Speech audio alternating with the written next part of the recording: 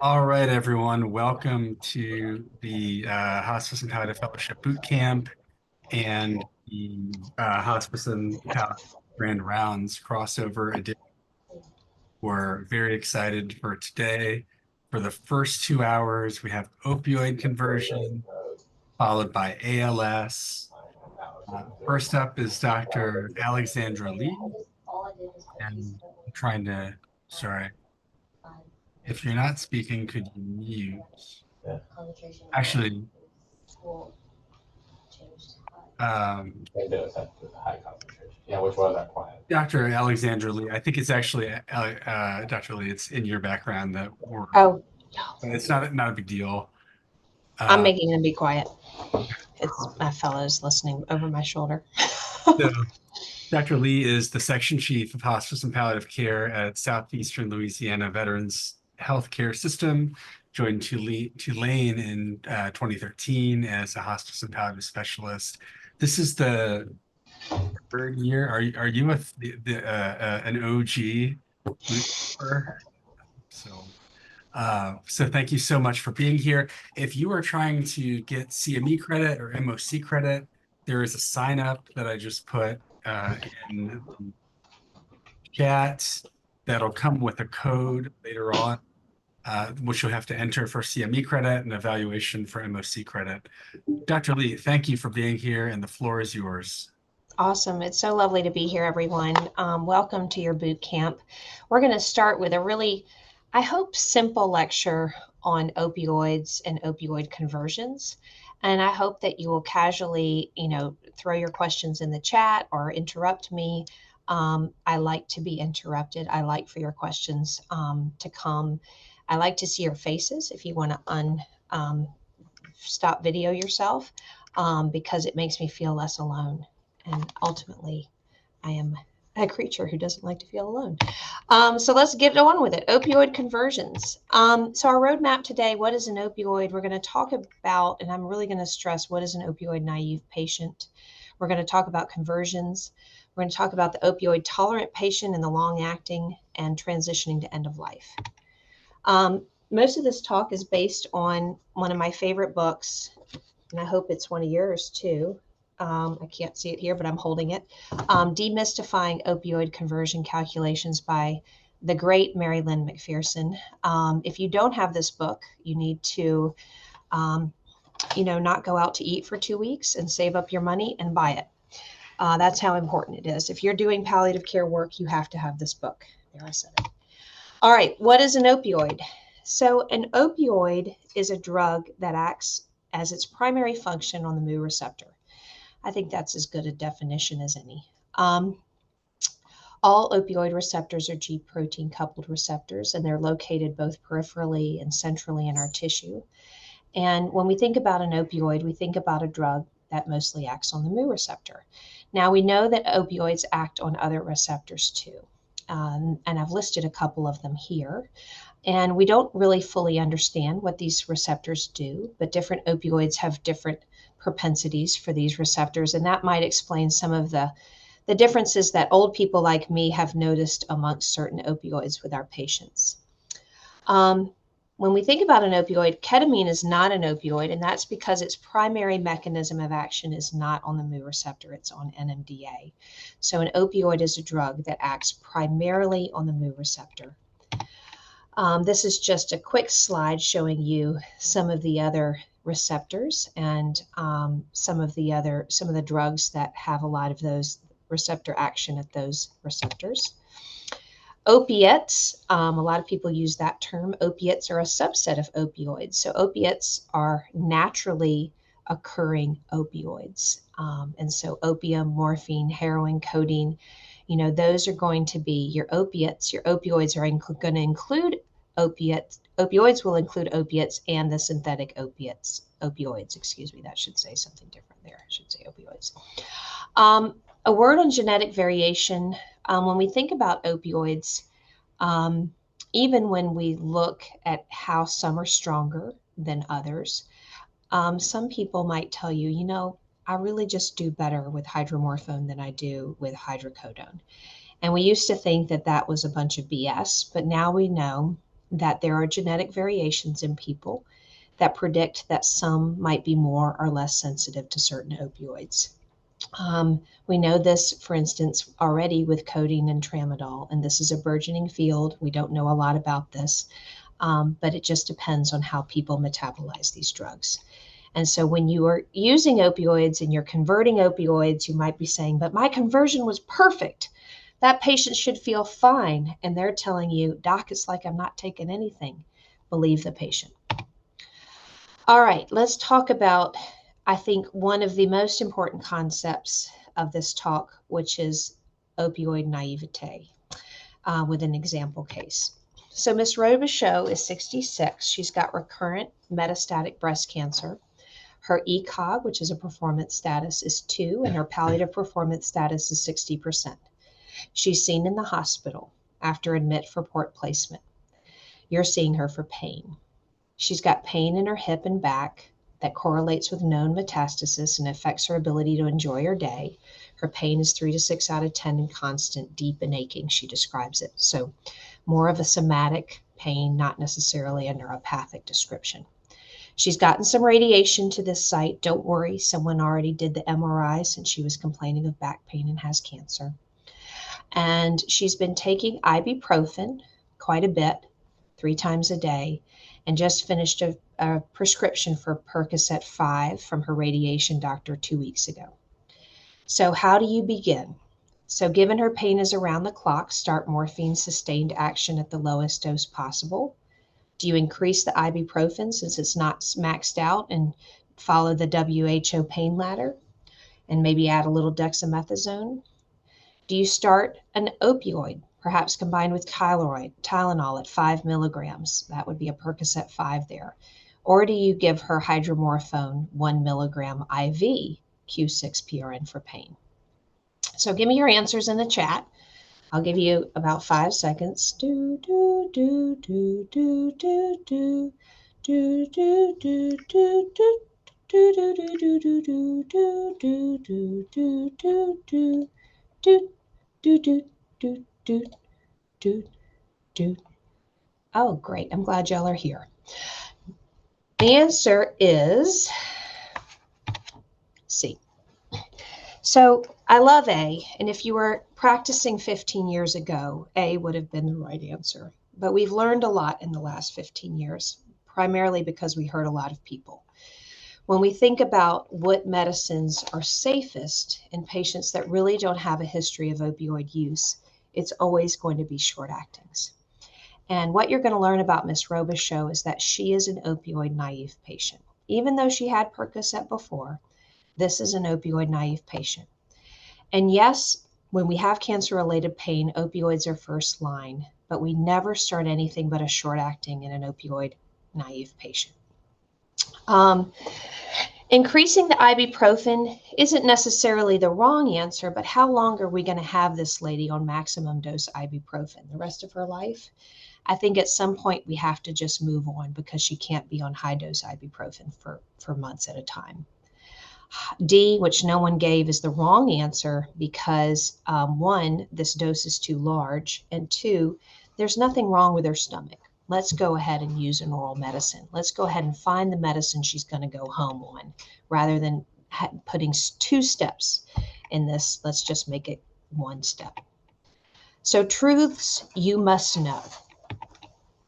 Opioid naive patients get opioid naive starting doses. Even if their pain is 100 out of 10, even if they weigh 200 pounds and are pure muscle, we never start opioid naive patients on long actings. We never start opioid naive patients on long actings, and we never start opioid naive patients on the long acting in a form of a fentanyl patch.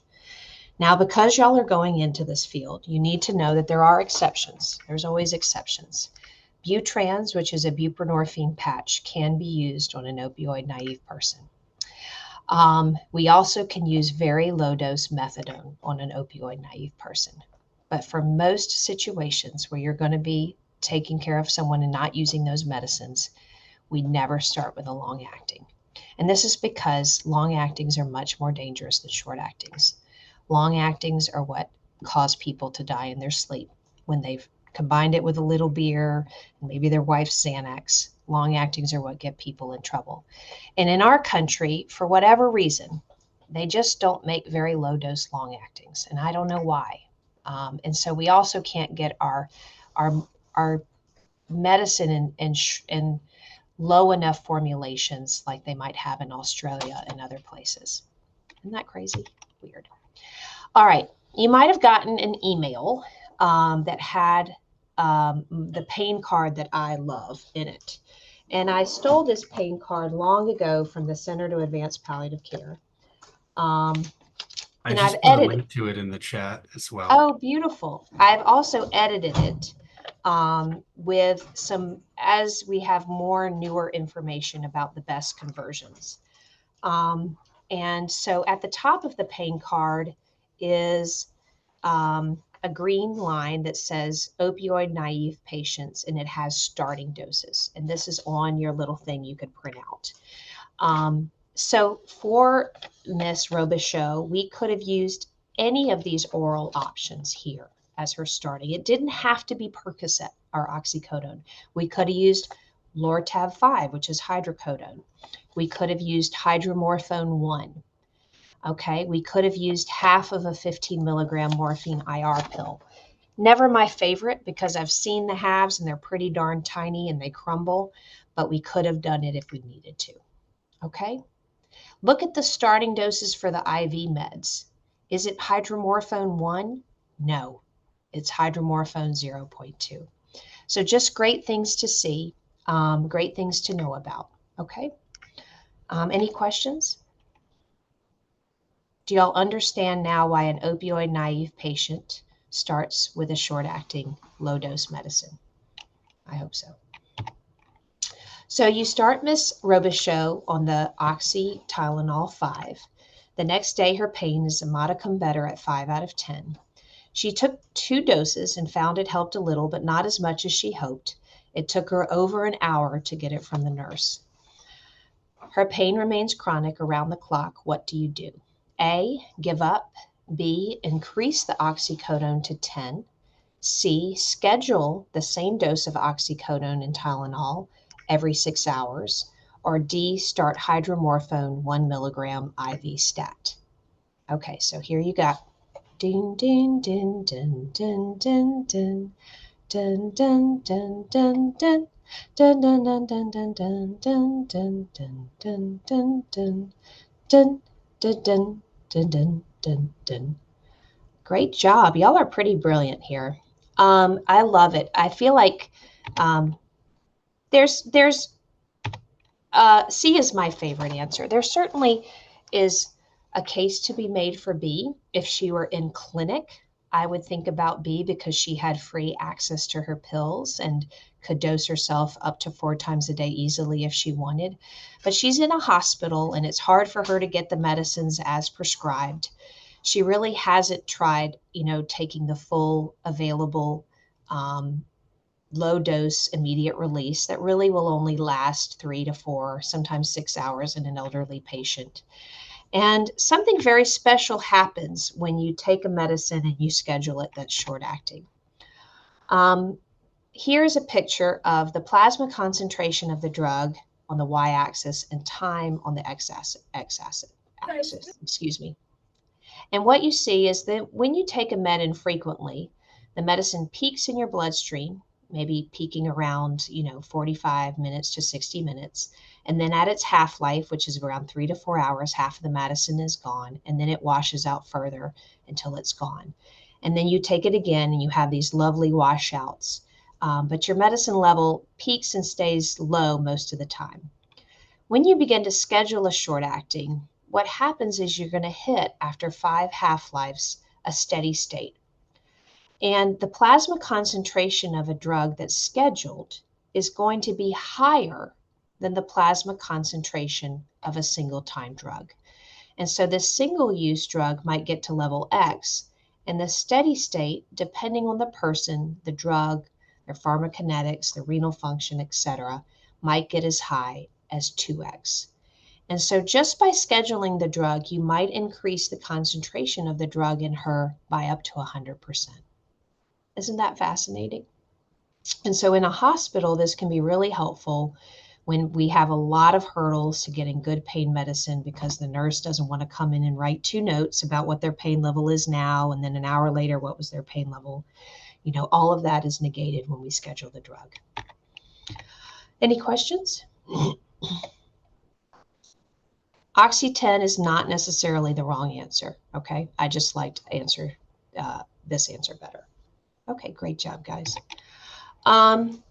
Just an FYI, and this isn't really relevant to the case today, but for acute severe pain in the naive patient, the National Comprehensive Cancer Network has guidelines, which is essentially to use a 2 to 5 milligram IV morphine at minute 0 and reassess at 15 minutes, increasing the dose by 50 to 100% if the pain is not settled. Yama, yes, 3 to 4 hour washout is fair to assume for all oral opioids. It's really convenient that at least we have that in this world. They couldn't be more different, but their half-lives are essentially the same. Anyway, the NCCN says you can repeat the cycle, and then if the patient is controlled, you can take the last effective dose and make it Q2 to 3 hours. I thought that was interesting to know. And I also saw this in my boards the last time I took it and so that's why I added it here. So just a helpful little thing to remember. Okay. All right, so let's talk about definitions. Certain people talk about OMEs and certain people talk about MEDDs. They're the same thing. OME just means oral morphine equivalents in a 24-hour period. And some people use morphine equivalent daily dose, which is the same thing. But essentially what you do is you ask your patient how they're taking their medicine, because trust me, 9 times out of 10, they're not taking it the way you think they are. And you count up as all the opioids they're taking in a day. And then you add them in a 24-hour period together. And then you convert, if you're not using morphine, that drug to morphine, oral morphine, I should say. That should have oral morphine. That's a big mistake. So to sum up, opioid naive patients get opioid naive doses, even if they are big and tall and weigh a lot. We don't start opioid naive patients on long actings with an asterisk around Butrans patches and methadone. And you are opioid naive until your oral morphine equivalents in a day are 40 to 60 milligrams over greater than a week of treatment. Okay, so just because you needed morphine, 60 milligrams for the last 48 hours doesn't make you opioid tolerant. It has to be over time. Now, sadly, there are a million different definitions for opioid naivete, but this is the one that I teach. And this is the one that was taught to me when when the DEA had to retrain every doctor in America to stop using long actings first back in the 2010s. And so that's really where this definition is coming from, is from the REMS education, which had to train all of us that you do not do long actings on opioid naive patients because we were killing people. Okay, everybody okay? You good? All right, on to opioid conversions. Here we go. So Miss Robichaux returns to your clinic 3 months later. She's been taking the Percocet 5, initially as needed about 3 times a day, but over the last 2 months, she's increased slowly to 6 times a day. She even now wakes up at 2 a.m. for a pill. Her pain is now a 4 to 5 out of 10, but she sometimes feels the medicine is not working as well as it used to and wishes she could get a bit more relief. Scans done 3 weeks ago show that her cancer is stable. So what kind of thing is happening here with Miss Robichaux? Has she become an addict? Is she diverting her pills? Why are her pills not working as well when her cancer is the same? Y'all can put it in the chat box if you know it. What is this phenomenon called? Why does that first beer that you had when you were 21, of course, not taste the way that it does now? She developed tolerance. That's exactly right. So this is called tolerance. So tolerance is the expected down regulation really of the mu activity of the drug on the mu receptor that we see with time. And it's to be expected. Okay, good job. So this isn't addiction. It isn't necessarily diversion, though I don't know for sure. But she is, as we would expect, been on this drug for months and months and is getting tolerant. So what is best now? Do we increase the oxycodone to Q3 hours? Now, that's still less than 2 grams of Tylenol a day. And we know it works, and maybe that's a good answer. Do we B, rotate to a new opioid? She's developed tolerance. Do we C, start a long acting? Come on, Dr. Leigh, it's time now. Let's do it. Her pain is around the clock. Or do we D, increase her oxycodone to 10 since she's tolerating it well? All right, give me your answers. Dun, dun, dun, dun, dun, dun, dun, dun, dun, dun, dun, dun. Dun, dun, dun, dun, dun, dun, dun, dun, dun, dun. Dun, dun, dun, dun, dun. I love it. Y'all are all over the place, as you should be. There's really a lot of different ways to approach this. For the purposes of this talk, we'll probably roll with number B because we are doing an opioid, we're doing a conversion. But yes, we could rotate to a new opioid. We could increase to 10. We know she tolerates the oxy well. Would we expect her constipation to worsen if we went up to 10? Yes. Side effects are often dose dependent. And so if we increase, we can expect perhaps she might need some more laxative. Can we see start morphine long acting? I didn't make it yellow. It isn't the wrong answer. It's just the wrong answer to me. And I will tell you why. All right, so let's start by, we know we're changing something. So let's do an OME calculation.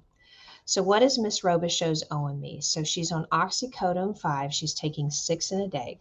So that's 30 milligrams of oxy. From the table, and we're going to go over cross multiplication here soon, but oxy is 1.5 times stronger than morphine. So her OMEs are currently 45. So I told you no long actings in someone who's opioid naive. Is she opioid naive? Well, her OMEs are 40 to 60. So really she's not, right? But she is on the lower side of that. So never start a patient on long actings until their OMEs are 40 to 60. We are there. We could do it. But on occasion, some patients could be started on MS-Contin 15 BID at this point, which would eat up about 30 of those OMEs, especially in an inpatient setting. But for me, outpatient, just because of my history and practice with elderly patients, I wait until I'm closer to 60 milligrams of OME to start long-actings in an outpatient setting, especially with someone who lives alone. But you certainly could choose to not do as I would do and to start a long-acting.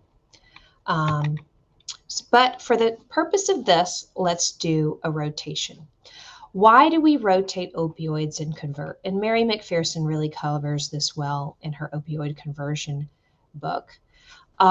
We do it because the patient has changed. We need an alternative route. Maybe we lost PO access. The patient has developed tolerance. Pain has worsened. People have developed side effects. Cost. Someone decided OxyContin was a good idea and their insurance won't cover it. It's fun and effective and it gives you something to do. That's right. When we look at studies in 201 patients who switched opioids, 75% had pain improved by greater than 2 points. And so that's really significant in our field. 2 points on a 0 to 10 scale is quite a good outcome. And so what a lovely thing to rotate to a new drug. And what we're going to see here is rotation often won't increase our OMEs. Isn't that crazy? I'm going to say it again. Rotation often won't increase our OMEs, and sometimes they even go down. Why we should not rotate. We're already on the best opioid. Maybe we're on Suboxone and we really don't want to use anything else.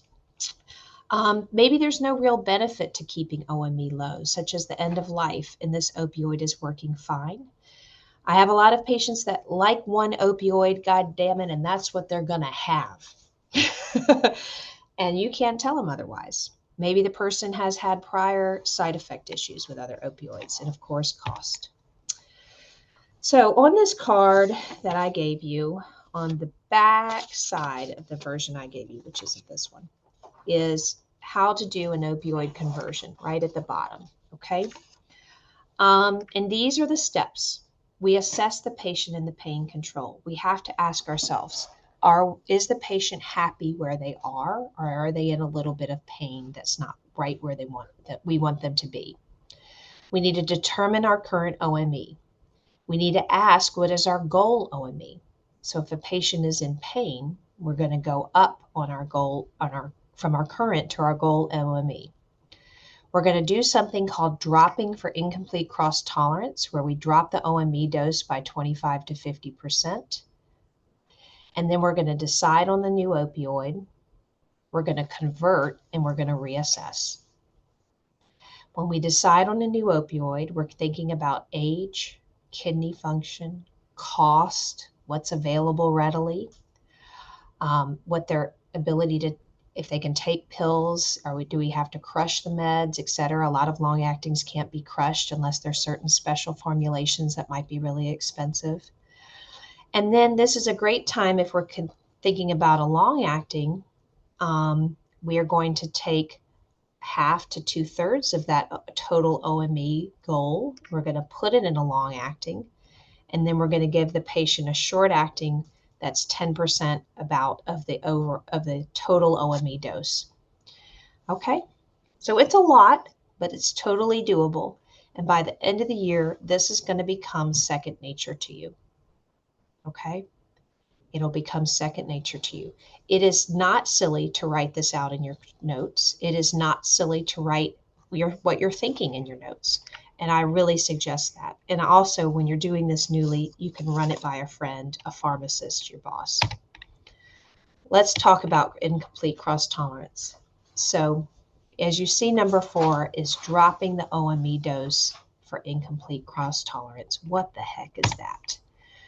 So when we have a mu receptor, which is this little red thing right here I drew, that's seen the same darn opioid time and time again.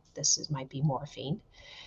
With time, it is not going to have the G protein receptor downstream effects as readily as it did when it first saw the opioid. And so that's why this little receptor has a sad face. You're just not doing it for me anymore, morphine. Now, when I give this receptor a new opioid, such as maybe oxycodone, this receptor is going to act more excited than it was with the morphine. Now, it's not going to act as if it's never seen an opioid before, but it's going to be incompletely cross-tolerant to the new opioid, meaning that the new opioid will work some better, not as much as if it had never seen any opioid before. And we have to take that into consideration when we convert. And that's why we will drop when we convert the OMEs by 25 to 50%. Okay? This is critically important for y'all to know and love and know and love and understand. Do you know, love, and understand this, everybody? Thumbs up. Incomplete cross tolerance. Okay? A new opioid is going to work better than the opioid. The conversion tables don't take this into account. And so you are going to have to adjust for incomplete cross tolerance when you do your conversions. Are there times you don't have to do this? Yes.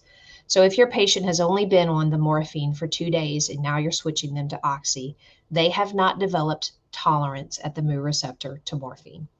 Okay? We're talking weeks of use. All right. So if you're seeing a post-surgical patient and they got hydromorphone in the OR and now you're switching them to hydrocodone, you do not need to drop for incomplete cross tolerance. This is when a person has been on a drug for weeks. Okay. All right, what is a conversion table?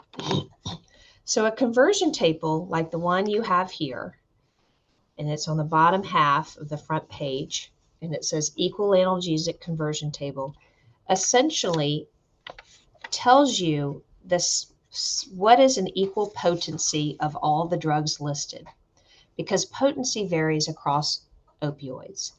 Um, and so everything on a conversion table is the same.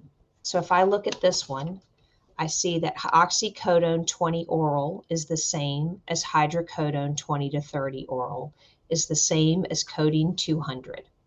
Okay. Now mine, of course, I've made more complicated because I'm a complicated person. I put some values in parentheses.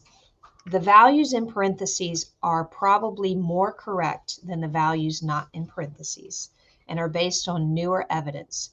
But your attendings are old and they have their ways that they like, and they're probably going to be more familiar with the ones outside of the parentheses. I don't know, it depends on your attendings. So you have both there. You have the legacy values and you have the newer stuff. And then I have a lot of little notes at the bottom with ratios. I have a little reminder at the bottom about fentanyl, which is a tough clean conversion because the studies vary so much. So the 0.15 is nice, but you should be very, very careful with fentanyl in that, because the range is so great with what it might be. Okay, moving on. So here is a picture of just that portion of the equal analgesic table from that card. And then in the parentheses, I denote where Dr. McPherson differs from kind of legacy values. We don't use coding a lot anymore, guys, but it's listed there just so you know it. Any questions about this? Y'all doing okay? Is it a lot? It's a lot. It's a lot. You're doing great. Here's what I sent you. As you can see, we've got up here the opioid naive starting doses. This is your equal analgesic table. Some common cheap formulations. There's zillions more that aren't so cheap. And then your conversion steps. Okay. 2 new at night, more messages. Let's see what we got down here. This is great. Thanks. Thanks, Kayla. I needed that. Truly, I did. Okay, here's a dirty conversion table that's we're going to use for the rest of the time. Excuse me. This is the one you'll want to stick in your head at least. Nice thing to know, we can use the rectal route, and a lot of y'all might be lucky enough to use a Macy catheter during your stay, and we know that a lot of these medicines, we kind of can assume a one-to-one variation, one-to-one conversion from the rectal to oral route. Yet another table that you need to have, and I'm not going to go over this a lot today, but hopefully you're going to learn more about this. Different opioids have different costs. Different opioids work better in kidney failure and liver failure. We really love hydromorphone a lot in the patient that has kidney failure. Certainly fentanyl, though I like to save that for the ICUs to use in case there's ever a big pandemic that comes around the corner. They'll have plenty of that. But all of your opioids are not just different in their potency, they're different in how they're metabolized, they're different in if they're good in liver failure and those sorts of things. Also, just so you have it, there are dosage adjustments based on GFR. You will need to know this if you're doing this work in palliative care. And so it's here in your talk just to refer to. So we're going to rotate to morphine short acting. How would we start? Okay. So as we said, she'd been taking the oxy about 3 times a day, but increased to 6 times a day. We said we'd already calculated on a prior slide that her OME was 45. So we assess her patient in the pain. So are we at where she wants to be? No. She wishes she could get more relief. So what is our goal OME going to be? I'm sorry, same darn slide again. When we increase opioids, we don't increase by 1%, the OME. We don't increase by 5%. We don't increase by 10%. We typically increase by 50 to 100% of the OME or the daily dose. There are patients, I'll have, the frailest thing in the world, COPD patient, lives alone, walking with a rollator makes me think he's going to, just fall over at any time. Or maybe I would do 25%, because it's outpatient, he lives alone. I'm just not increasing this guy by 50% to go back home alone. But typically we increase by 50 to 100. So when we go back to Miss Robichaux and she's in pain, we had that OME of 45, we're going to increase by 50 to 100%. Okay. So let's think about this, and we're going to take her to morphine. So we have the 45, and this is where I wish I had a whiteboard for you. We're going to increase by 50 to 100. What do y'all want to do? Increase by 50 or 100%? I'm thinking we do 50 because it's not horrible. Yes, totally agree, guys. So from 45, we're going to go up to about 67. Not a great number. I don't like it when they're not, but we're just going to stick with that for now. Okay. So now we're going to drop for incomplete cross tolerance by 25 to 50% because we're moving to a new drug and she's been on the old drug for months. Okay, so I'm going to do both calculations because this will help me find the right medicine later. So if I drop by 25%, that gets me back down to around 40 to 45. If I drop for 50%, it gets me around 30 to 35. So somewhere I'm aiming for OMEs of around 30 to 35 or 40 to 45. I'm using morphine. So I have only really one pill I can use. So if we go to the back of the card, morphine sulfate comes in 15s and 30s as the IR dose. If I put her on 15s and she got it maybe Q6 hours, which is a little longer than the half-life, that would be 45 in a day. But it's short acting, so she's probably not going to really hurt herself with a short acting. If I did half of an MSIR, that would be a 7.5. And I did Q4, that would be 6 doses in a day and be about 42 milligrams. But she could use it as needed. So a good correct answer for morphine immediate release would be 7.5 to 15 milligrams. Excuse me, 7.5 to 15 milligrams, Q4 hours or Q6 hours PRN. Let's go over cross multiplication really quick. How do we convert from one to another? This is reaching way back to 6th grade. I think maybe 5th grade. So essentially what we do is in the conversion table, we have the relationships and we put the relationship that it already exists from your table on one side of the equation. Keeping the same drugs on the same side of the division line, we say, okay, we know that she was on 30 milligrams of morphine or oral oxy before. What does that mean in morphine? And then we cross multiply. We take the two known quantities, multiply them across each other, and divide by the one on top or the one on bottom, depending on where we are. Do y'all remember how to do this?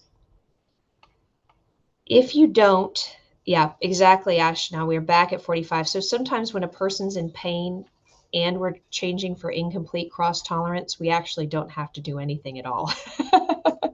But for now, I want you to go through every step for a while. Yes, you remember how to do cross multiplication, thank God, because you're going to need to do it. Some people will do tables, and I have the oral to parenteral ratios there where they just multiply. I really recommend at least trying this to start. So assess the patient. Is she in pain? OMEs, slightly higher. Goal OME, she's not comfortable. We're going to drop for incomplete cross tolerance. So now we're back down to 33 to 45. We're doing morphine immediate release. So we can end up with 7.5 or 15 Q4 to 6, which will get us somewhere in there. And because it's a PRN medicine and not a long acting, you're really, really safe because a person who's asleep, on a short acting that's going to wash out within a few hours is really not going to hurt themselves. Okay. It's the long actings that are going to get you in trouble. What you'll see with the long acting is, what if we had wanted to do a long acting? With cross tolerance drop, we would have had to put almost 100% of this into the long acting, because the lowest morphine long acting dose we have is 15. So 15 BID would have eaten up 100% of our OMEs after we dropped for incomplete cross tolerance. And that's another reason why it can be better to wait to start a long acting until someone's OME is a little higher than around 45. You could have used OxyContin 10. I don't use a ton of OxyContin just because it's more expensive. And OxyContin 10 is no weaker than MS Contin 15, given the conversion. Okay. How long does the morphine IR last? Good news, Ashna. It's just at like all short actings, which last about 3 to 4 hours in the average patient. Sometimes we'll stretch it to 6 hours in the elderly patient. Okay. Y'all are doing great. We are not opioid naive when we are 40 to 60 milligrams. 40 to 60. 40 would be my inpatient, my younger patient. 60 would be my elderly, my outpatient. Okay, now you do it. Here we go. Miss Robichaux returns to clinic 6 weeks later. She just had a pathological fracture of her humerus that was fixated, and her pain has worsened. In addition, she has more METs and debility. She's taking morphine IR, 15 milligrams, 5 a day. So her script might be Q4, but you ask her, because you're a good doctor, and she's taking 5 a day. She's chasing her pain, so her pain isn't controlled, and she needs a good night's sleep. What would you do? So we talked about before how maybe a long acting wasn't the best idea, but now maybe we are there. Let's calculate her OMEs and figure it out. So can y'all do it? Can y'all put her on MS Contin for me and tell me how that would work? Let's go back to our opioid conversion. So you have your card, right? Assess the patient. Is she in pain? Yes. Increase, when in palliative care, we increase by 50 to 100%. What do y'all want to do? You could go 75. I don't care. You could do 66. You could do whatever. So 15 times 5, I'm doing it myself. That's 75 OMEs. If we increase that by about 50%, we get to about 112. So we'll say 110 to 120. Do we have to drop for incomplete cross tolerance if we go from morphine short acting to morphine long acting? No. When we change from long to short acting, the mu receptor is going to see that medicine the same, okay? And so we don't have to drop for incomplete cross tolerance. So our goal OME is going to be about 110, 125 OMEs a day. Let's do 120 just because it's easy math. So let's take 2/3 of 120, and that's going to be her daily long-acting dose. So 2/3 of that is 80. MS Contin is given twice a day or 3 times a day. OxyContin is only given twice a day. So we could take that 80 and divide it into 2, or we could take that 80 and divide it into 3. That would give us about 30 if it was Q at 8 and 40 if it was BID. Does MS Contin come in a 40? No. It comes in only 30s and 60s. So we can't do the 40. So if we did 30 BID, that would be 60. If we did 30 TID, that would be 90. There's no wrong answers here. If you're worried Miss Robichaux, drinks a lot at home, takes Xanax at night, I'd go with the 30 BID. If you're worried you underestimated how much you were increasing it for her pain, I would go with the 30 TID. Okay? They're all okay answers. You just want to think through why you're doing what you're doing.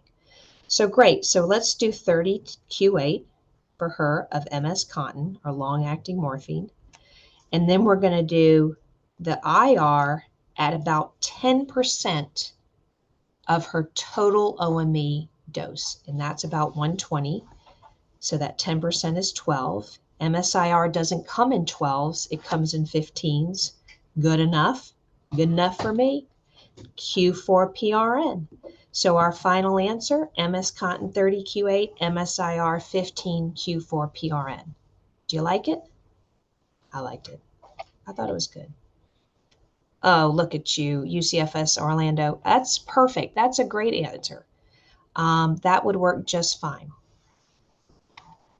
If you underestimate, make sure you're generous on your breakthrough. Okay. Could you have done something else? Of course. You could have rotated to another opioid that was just immediate release. However, that would not have solved the problem that we're kind of getting into a high OME area, and you're making her wake up in the middle of the night to take meds because she really can't sleep now without being on pain meds. We could have done OxyContin. We could have done a fentanyl patch. All right. This is the last one, okay? And this is an incredibly important thing to know how to do. Miss Robichaux returns to the ER 5 months later. She has had a change and is now febrile, breathing really fast, hypoxic, hypotensive, and tachycardic, lethargic, and rouses minimally to mild voice. 3 weeks ago, she was told by her oncologist that further chemo was not recommended and she needed a break until she could get stronger. Over the past week, she's been bedbound in a diaper, but until today, she was still eating and drinking a few bites and sips and able to swallow. So now we see Miss Robichaux has really started to die. She may have aspirated in her weakness. Her home meds included OxyContin 60 BID. I'm just keeping it interesting for you. Someone in there changed her to Oxy. OxyContin 60 BID and oxycodone 15 Q4 PRN. And you asked her husband, and she was taking the long-acting as prescribed, and she was taking 2 doses of the IR a day. So take your pads out and write down 60 BID of the Oxy and 15 times 2 of the IR. And we can simply add the long actings and short actings together. So 60 twice a day is 120, 15 times 2 is 30. So her Oxy dose was 150 a day. We can do our cross multiplication, or we can just remember that Oxy is 1.5 times stronger than morphine. And we calculate that her OMEs are morphine. Hold on, I'm not good at math. About 225. Is that right? So my OMEs are 225. You have a goals of care conversation with her son. Sorry, I'm changing the next of kin around here. And he's clear that his mom knew that death was coming and would want comfort care at this time. What do you do? I'll tell you what the internal medicine residents do. They admit this patient and start her on morphine 2 IV Q12. That is not what you're going to do, okay? Please do not give this woman withdrawal while she is also dying.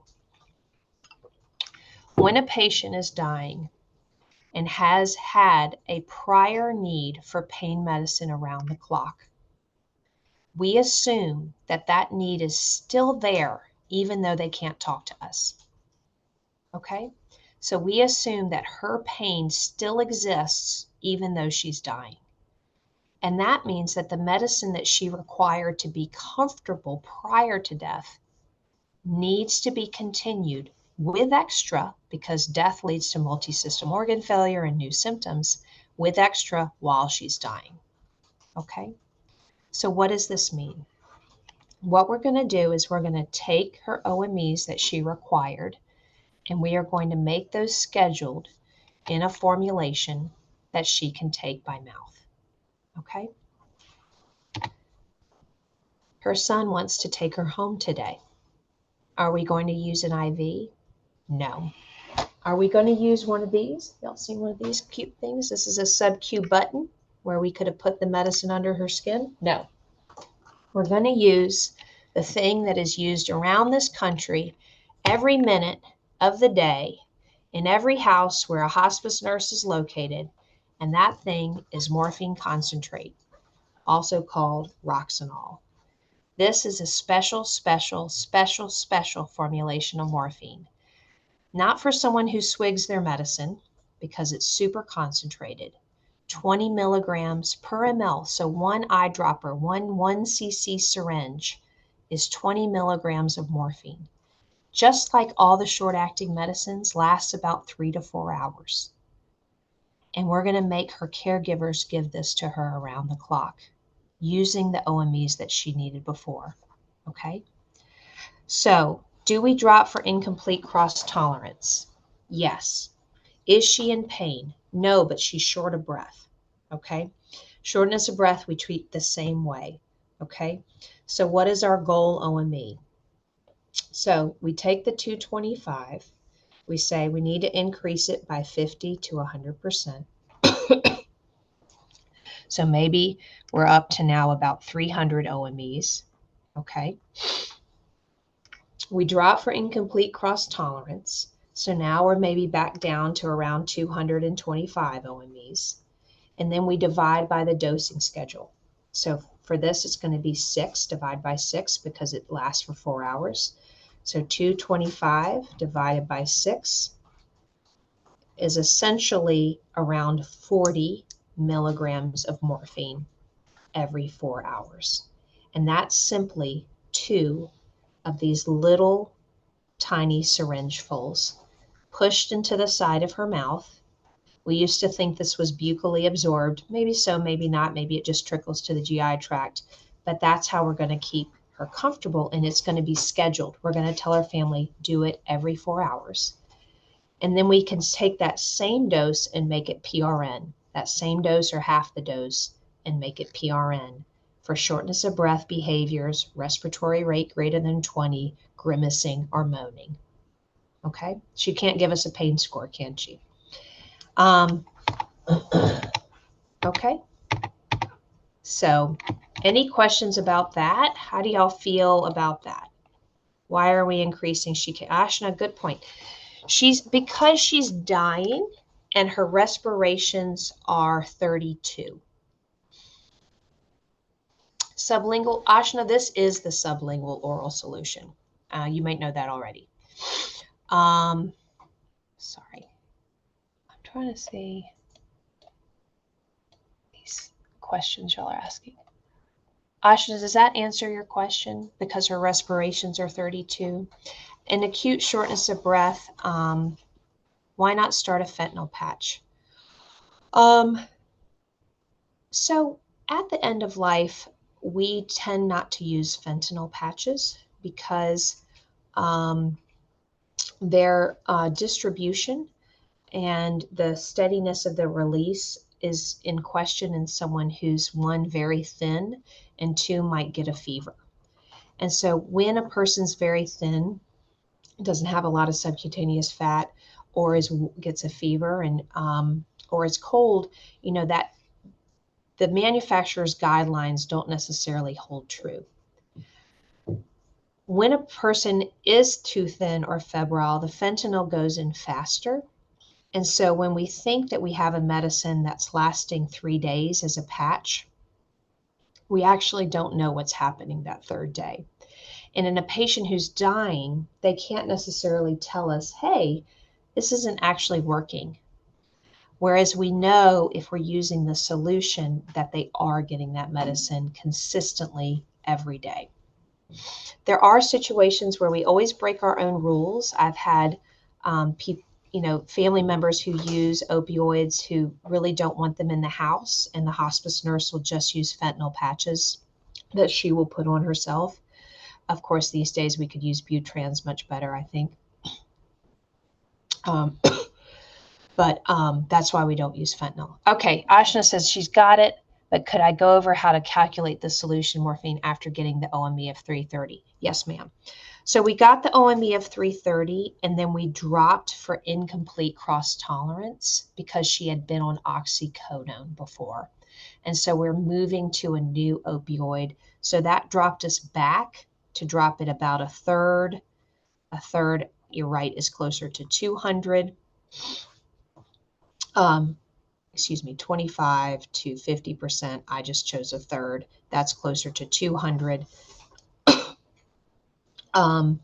But we're, as you'll see, we're a little bit rough here.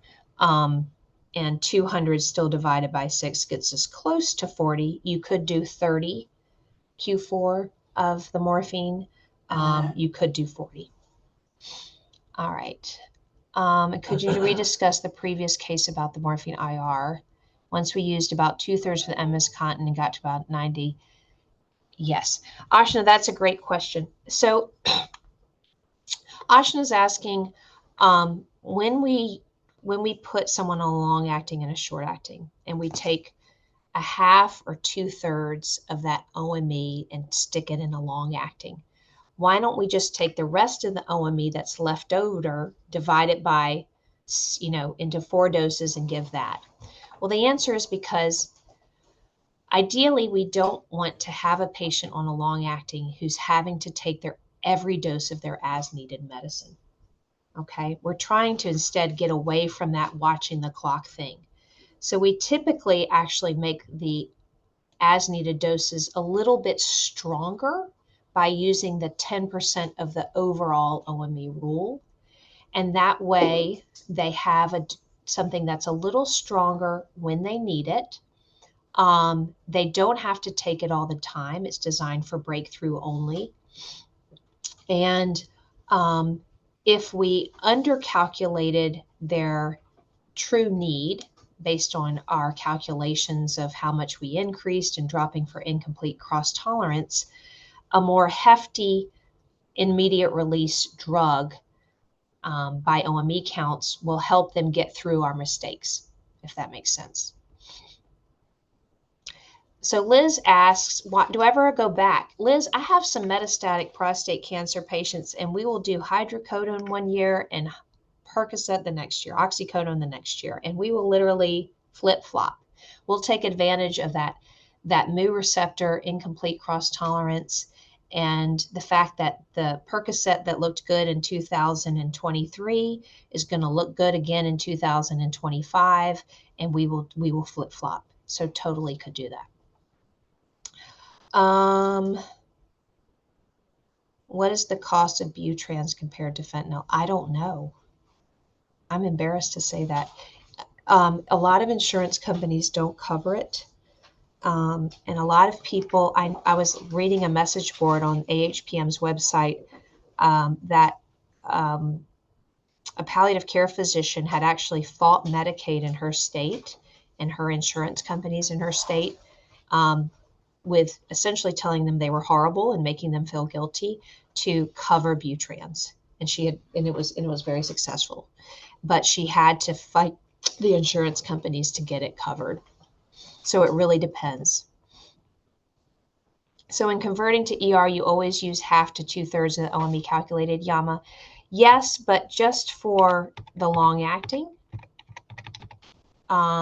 We don't ever put all of the OME into the long acting. We just put half to 2/3. The only exception would be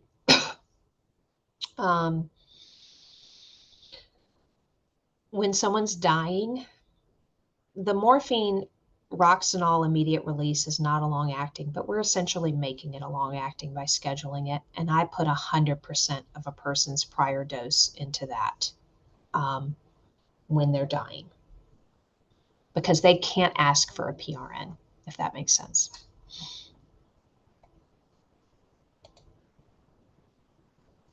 Katrina, thank you for that. Katrina says, with a good RX cord, could it get Butrans for 50 to 70 a month? That's great. Any other questions?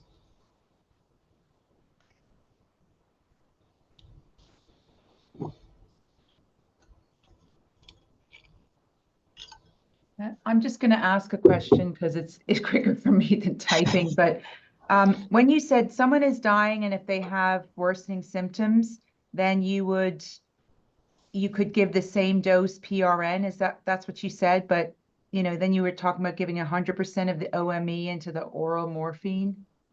Yeah, that's a great question. So when someone's dying, if they had a prior OME need for chronic pain or chronic breathlessness, we want to make sure they're getting that no matter what. So use your Roxanol, use your subcutaneous infusion, continuous infusion to make sure they're getting their home OME, even including their PRNs. Now, when someone's dying, regardless of prior opioid use, they need to have opioids available, right? And so what dose do we use? We can use essentially the scheduled dose or half of the scheduled dose as a PRN. So we could use that 40 or a 20, which would be 1 cc, 1 ml, as their PRN dose, which you could make as frequent as Q1 hours PRN. Because, when you do this work a while, you remember the things that go horribly wrong. You remember the time that a person sat up straight in bed, probably had a horrible pulmonary embolism, and you say, maybe Q1 hours isn't even frequent enough for the order I need. Maybe I need Q30 minutes. Most of, 99% of deaths will be relatively smoothly, but it's the miserable ones that make you at the end of life have a frequency that is not messing around. Oral meds peak within 30 minutes, an hour. So if you've given a dose of something for someone who's abruptly changing, because remember, they are in multi-system organ failure, horrible things are happening inside, you should be able to give another dose within 30 minutes if you need to. Does that make sense? Yeah. Kind of like when you compassionately extubate, you really want to have something available every 15 minutes. This was fun, y'all. Y'all are a great group. I really appreciate the chats. It made me feel like you were engaged. And Ashna, I had one more question.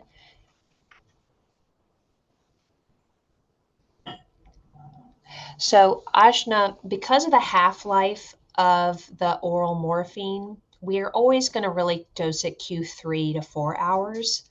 Also, that's going to help our caregivers by not having it too frequently. I wish we had something I could dose 6 hours so my wives could, and husbands could sleep at night, and my partners could sleep at night. But unfortunately, Q4 is kind of the limits to how long that medicine's half-life is. So we dose it based on the half-life. You could divide by to Q2, and you would reach a steady state that had less waiver. At the top, the more frequently you dose it. When you dose Q6, you're going to have more of a sine wave with your steady state. If you dose Q4, you're going to have less of a sine wave. If you dose Q1, you're going to have very little. But we're really thinking then about our caregivers and that we can get away with just doing it Q4 or 6 times a day. So why not do that? Right. I'm actually just gonna say it as well. It's so much easier. So, if we so now you said that the oral morphine is 20 grams, right? In the 5 ml. So if we have 20 around 200, milligrams, 20 20 milligrams. milligrams. And then if you have One in 1 ml. Oh, is it 1 ml or is it 5 ml? Here, I just put it back up there. Okay.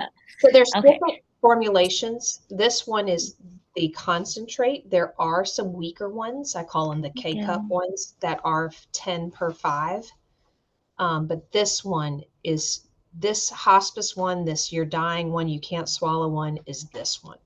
Okay. So what did we decide at the dosing for that question for like So at we 20 at essentially 200? said we have about 200. We're Mhm. dividing by 6 doses in a day, Q4 Okay. hours. Mhm. And that gets us to just under 40. Yeah. So 30 to 40. Right. So you could do 1.5 cc's or 2 cc's Q4, depending on Got how it. you are Got feeling. it. And So that would 1.5. be 30 to 40 milligrams. Got it. Got it. That's a great Thank you so question. much. No, Thank you so good. much. No, the more you talk, the more I know you're listening. Yeah. I was doing something and I sat down specifically to focus even more. Yeah, I think the Thank key you. is that when someone's dying, and I know y'all are going to figure these conversions out with time, we don't assume that someone's pain they had before goes away. You know, how cruel would it be to put someone in withdrawal while they're dying? Yeah, horrible. Okay, thank you all very much. That was really lovely. And I wish you the best on your conversion journeys. I hope you enjoy Mary Lynn McPherson's book. It reads the way she talks, which is hilarious. It's a really fun read. And it's in chapters where you really could bite off like one chapter, you know, every 2 weeks or every week and discuss it with your friend, go have a pancake breakfast, you know, do what you need to do to get through this book this year. Okay?